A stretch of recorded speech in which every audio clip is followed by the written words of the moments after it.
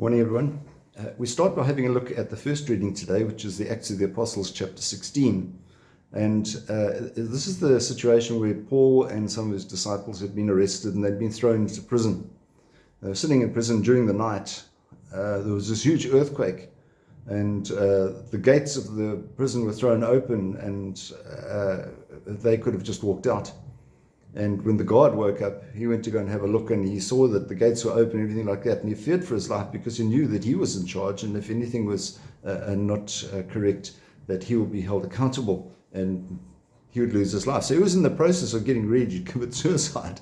He was about to kill himself because he didn't want to face the consequences of the wrath of the Roman leaders.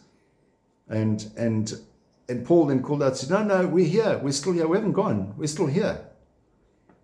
And through that dialogue and so forth, the jailer was actually himself converted and baptized and became a Christian. We're not sure what happened to him after that, but we know that he was converted.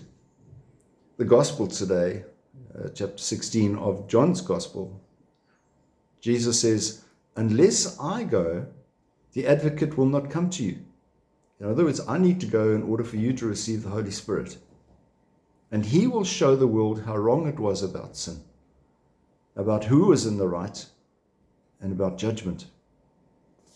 So effectively, Jesus is preparing the disciples for the fact that he will not be with them forever, and that things will change, as has happened to the jailer. Things changed in a big way for him, and was through an earthquake. And I think perhaps these days would be really nice if we had an earthquake or two, or a few bolts of lightning out of the sky, just to say to people, God is still in charge. We might look around and think to ourselves, well, is he really? Because there's so much going on that really, there's so much injustice and crime and corruption and all those kinds of things. Is God really still in charge? Well, remember that the Lord has less concern for the things of this world than he does for the things of the next. And so the Holy Spirit, which he is getting us ready to receive, will be that which will enable us to reflect inwardly about what we can do, how we can best react to the situation we find ourselves in physically, which is impacting on our spirituality.